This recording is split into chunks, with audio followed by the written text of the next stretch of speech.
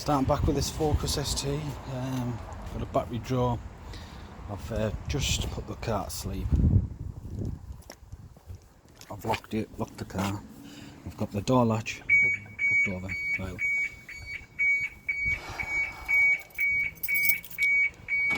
I'm not going to be able to lock it. The alarm keeps going off. First thing I'm going to do is going to check the battery. So I've got my battery tester. Hook it up to positive. I'll take it out. Negative. Positive. Let's test war battery. So you want to do a check.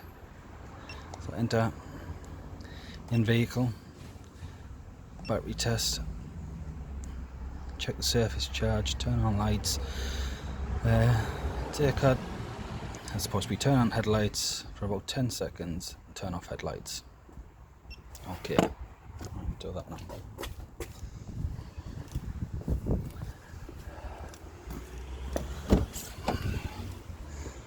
Turn on the headlights.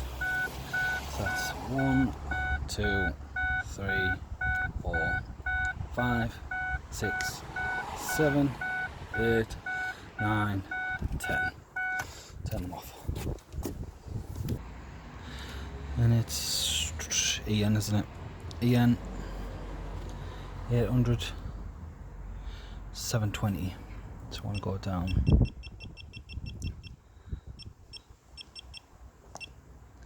Enter. Oh no. Replace it, it's 19%. Something's been killing the battery. So we're gonna have to find that. Oh.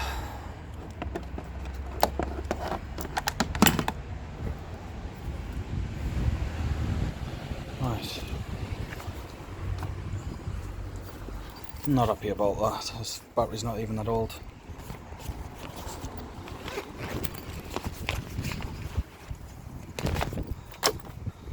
So, on my little lamp probe, zero it out.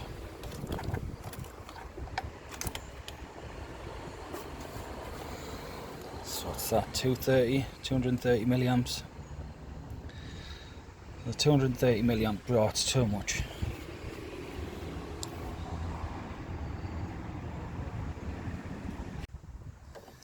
Right, so I set the multimeter to millivolts. We've still got 330, 340 milliamp draw. This is just go from one side of the fuse to the other side of the fuse, and if there's any current going through it, it'll pick it up. But there is people that don't like this method because there could be intermittent draw on it. So what you do is you watch that, just keep an eye on it. And if it hasn't, this method's okay. So just go through across the terminals. The block type fuses you can't do that with. You'd have to pop them out, and you'd have to leave them out. Because what will happen is once you've popped one out, put it back in, you can wake up a module. So the best thing is pop it out, remember where it goes, take a picture of where it goes, pop it out, leave it out, and then see if your amperage goes away.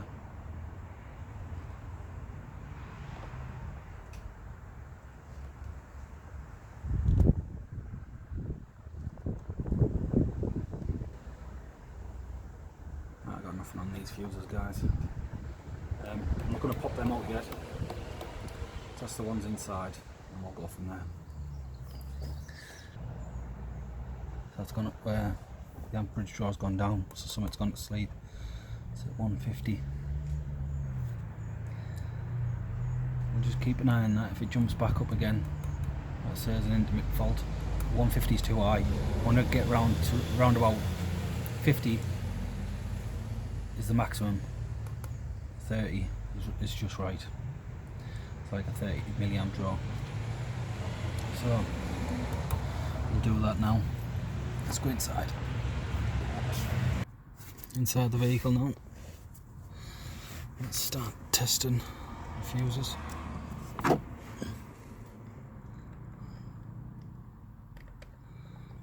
It's okay. It's okay. Okay.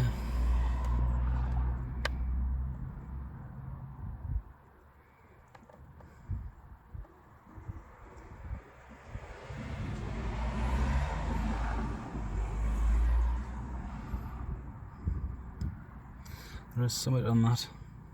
It's not a lot.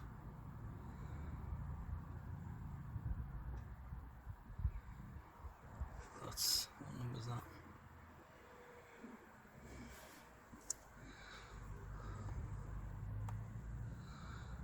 It's a 4th one in.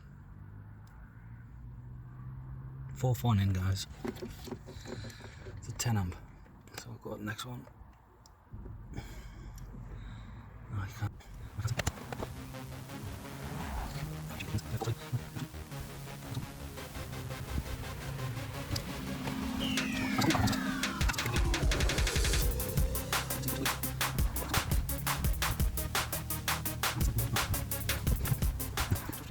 4th one along, which has got 4 or 5. It's up and down. So there's definitely something wrong with this F46. So guys, turns out my instrument panel spanked my battery.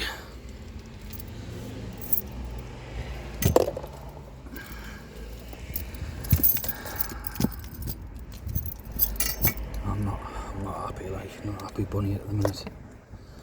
Let's say I've not long had that battery in here. I'm partially to blame as well, like, so not running her, starting her up all the time.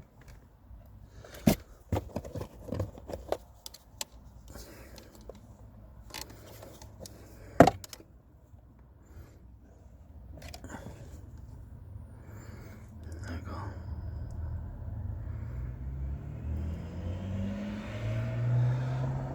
.7.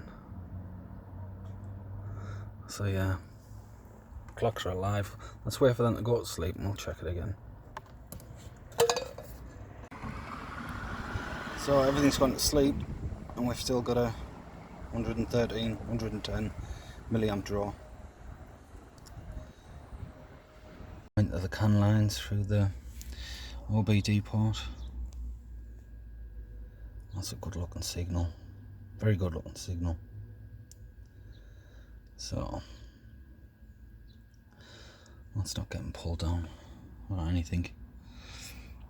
Awesome little breakout boxes. It's got me voltage on, pin numbers. Tells me that the breakout box is okay. So yeah. Right, let's go to the clocks and check the CAN lines at the clocks. Minute at the clocks now, still look good. Looks a bit of a mess in here though, like Spaghetti Junction, but I need to get some new leads. Leads I've got are rubbish. But yeah, still got a good signal. Right, so I've got the clocks. It's a bit of a chip there. And them little fraction marks of where it's been pulled out before in the past. It's probably had this job done before. So it might turn out that it's alright and it's a different fault, but it's getting to that age. It's no skin off my nose doing it, so I might as well do it. So I'll just pop these caps open.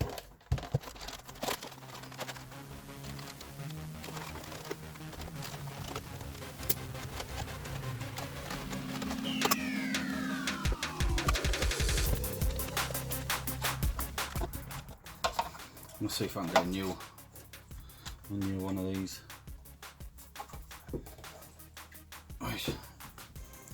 going to mark up where these are.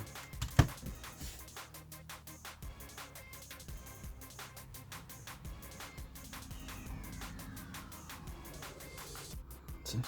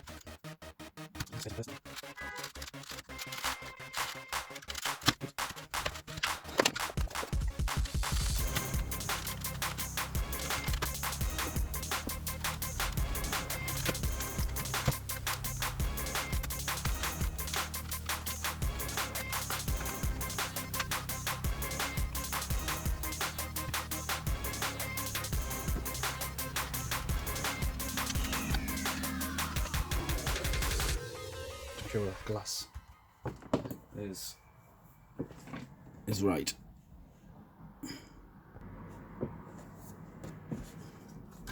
Just had to check something out there quickly, because this board does not want to come off.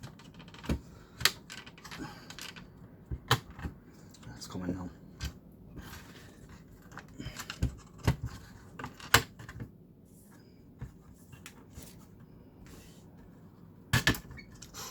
Ooh.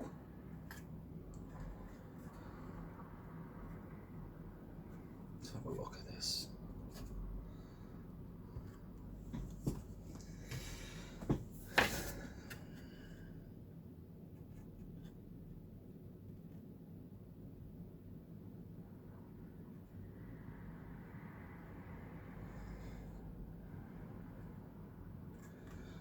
Right, I just need to set up me microscope. Right, to set up the microscope, I had to turn you off because it's a separate computer I've got. So I've got two computers. I just want to show you what I found. See the screen there? You can see that crack there. That's one of the end pins. See that there? This has been done before. You can tell. When I move it around, you can tell it's had a bit of top up.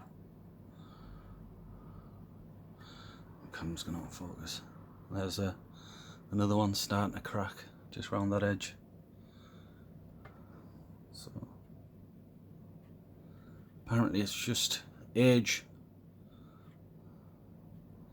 I need to set this microscope up better.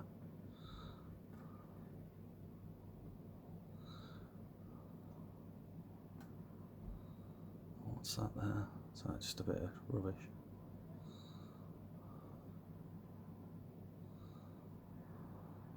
So anyway, I'm going to go through these. I'll set you back up so you can see me solder them.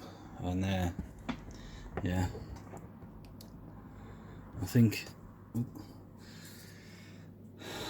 this could have been our issue with it, with the power staying on. Hopefully it is our issue, but as you've seen, there is cracks on the solder. So it's got to be doing something. We know we had canine, can low, so I don't think they're at fault. Having said that, I think the two canine can lows are the two ones at the top. So be this side. I'll have to turn the camera around.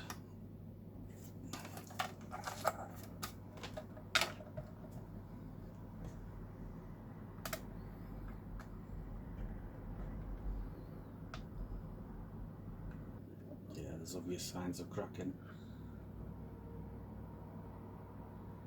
Yeah.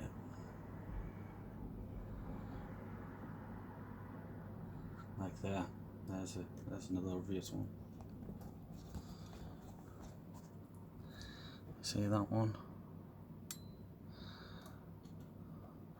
So this one's from the canine canal. There's slightly bits of cracking, but as you're saying from the vehicle, we still had our can lines, so it wasn't affecting it.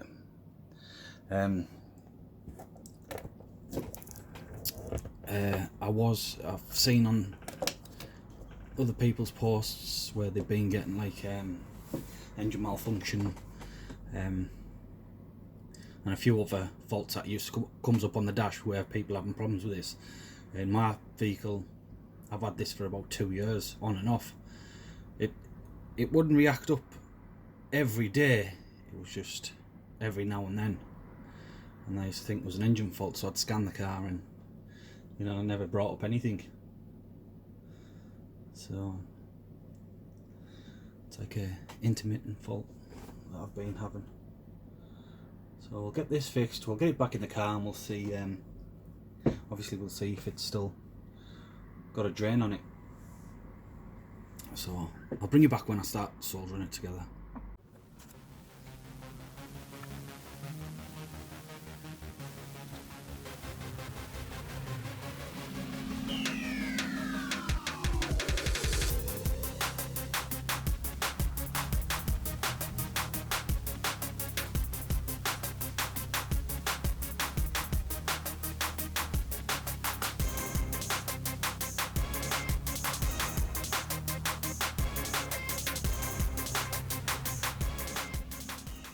I've just been through and I've resoldered everything again. I've topped up quite a lot of the filters. Put a little bit more solder in just in case they were cracked. And I've gone right through it now, checked everything. Everything seems okay. That's it there. Zoomed out. Topped all them up. Look bloody awesome. Apart from that one there. It's got a bit of solder on it.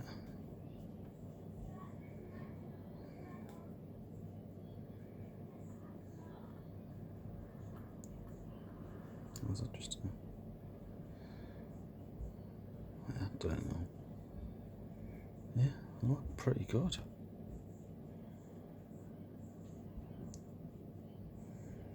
I'm being around, give them all a good top up, so let's see if that works. If it doesn't, it's a new set of clocks. Right, clocks are back in. They're asleep, so we're going to test our fuse again.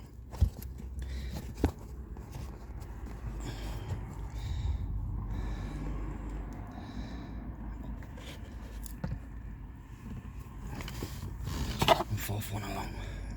I've been through everyone. Everyone's at 0.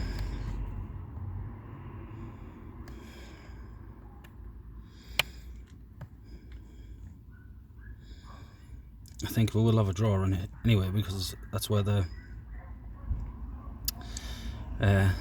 mobilised light is.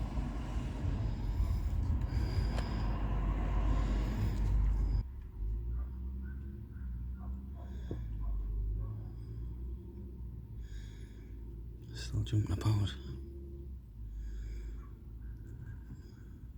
I better say that's where the mobilised light is.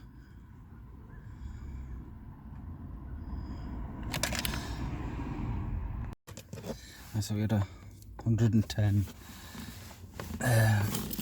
milliamps at the battery. So if we go off the instrument panel fuse, we've got 2, 3. It jumps up to about 6, 7 as well. 4, 6, 5, 6.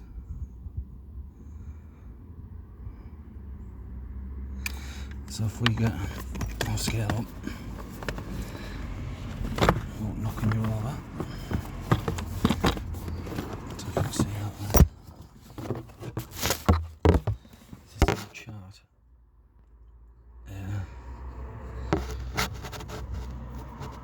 So we've got a 10 amp, and we have between, I would say it's 2, 3, 4 and 5, 6 and 7. So come to the worst one, so say between 5 and 6, 67 and 67, 81. That's 5 and 6, isn't it? So if we went with the 81, that'd be about right, with a 30 milliamp drawer anyway, because the flashing security light. Still got 105 millivolt draw. Like, there's no clocks in, there's no fuse in for the clocks. So that draw's still there. So I've ruled out the clocks now.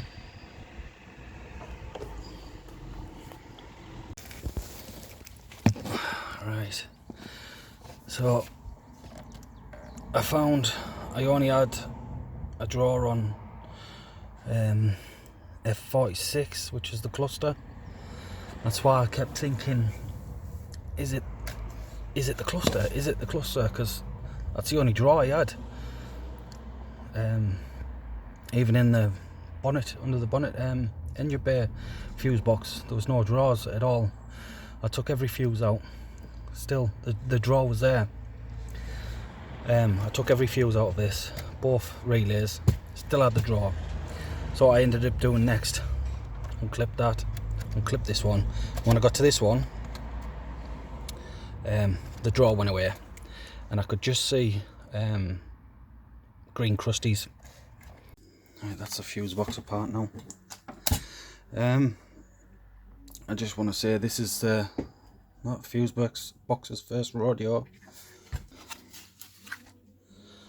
Right, crack there. There's one there as well. So it's definitely been out before. So I got a bit of water, guys. Nice. I'm hoping there's nothing inside of there. So I'll get this cleaned up.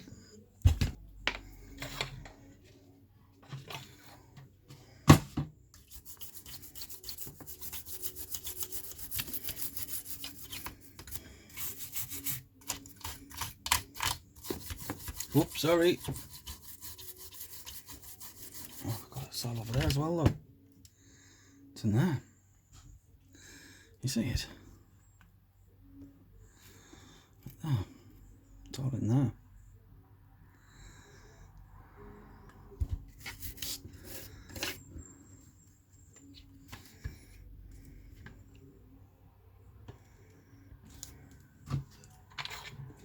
Oh, it's all over the floor.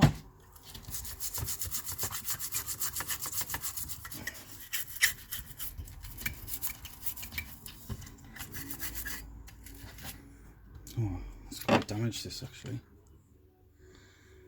There's a pad missing there, by the looks of things. Yeah, it's a pad missing.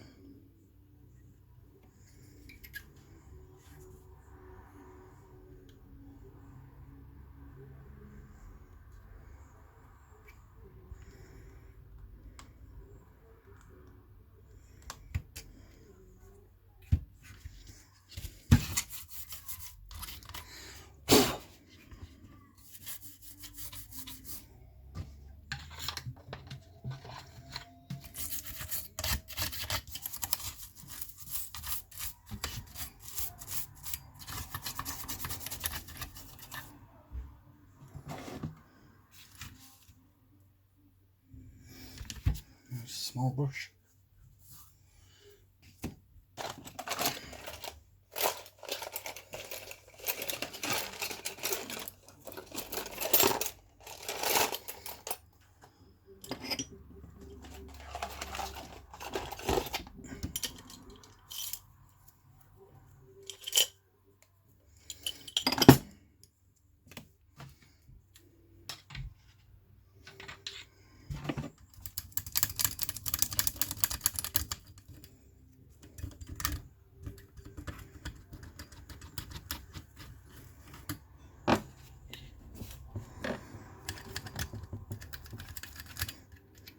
I don't know, it might not be a been some bad.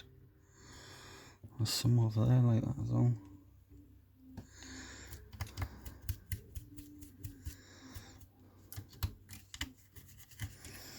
I need to try that. Right guys, that's it all buttoned back up, all back together. Terminal's cleaned out, the board's cleaned out. I took a picture of the fuses so I know exactly where they went.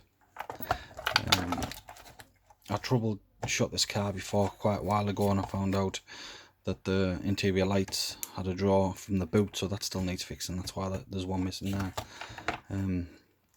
Another thing for you, just to tell you something, if you've got an auto ranging multimeter, when you go from terminal to terminal and you're looking for a millivolt, just be careful. Make sure you get them connected properly, because you could get, with an auto ranging multimeter, you could get a wrong reading. So make sure you touch these terminals properly, otherwise you could think that you've got a draw when you haven't. And it's not always the best method, doing a current draw test on the, like I've just showed you. Mine kept pointing towards the clocks in this whole fuse box. It was number 4, the cluster, and that's the only one I had voltage on. That's the only one. That's why I kept going back and back to it until I just clicked and thought, what if there's another draw on it? So I left that unplugged, I left the clocks unplugged. Sure enough, there's another draw. So I took every fuse out, even though I didn't have a current draw on it. I just took them out anyway, and then it still had the draw. That's why I went in the engine bay, disconnected the engine loom from the fuse box in the engine bay. I still had the draw. Took every fuse out, every relay, still had the draw.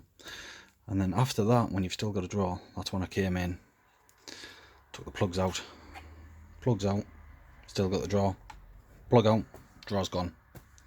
This is how I knew I had to go here. So let's get this back in the car and see if we've still got our draw. Right, so I've put that on a set of mold grips to the battery terminal and then to the actual clamp. Got it on amps. We've got 307 milliamps. So I've got to wait for the car to go to sleep and then see what that drops down to. Whatever you do, if you're doing this and you've got it on amps, do not open your doors or do not press the button for your remote, because you'll pop the fuse in your multimeter, which I've done myself when I had the remote in my pocket and I pressed the side of the car, like pushed on the side of the car, sat there, went to lock the car, popped the fuse in the fuse box in the multimeter. So yeah, so I've had the car off for a couple of hours now and that's our draw. So I would say that's a fix.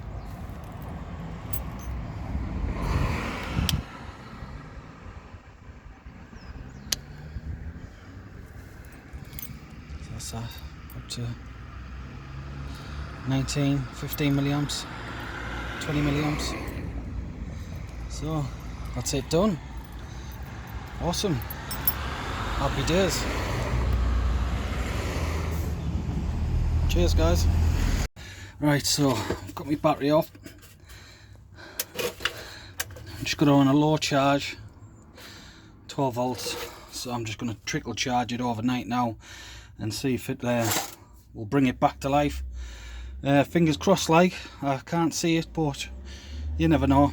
If I just trickle charge it, you know, it might put some life back into it, because it's not an old battery. So we'll see.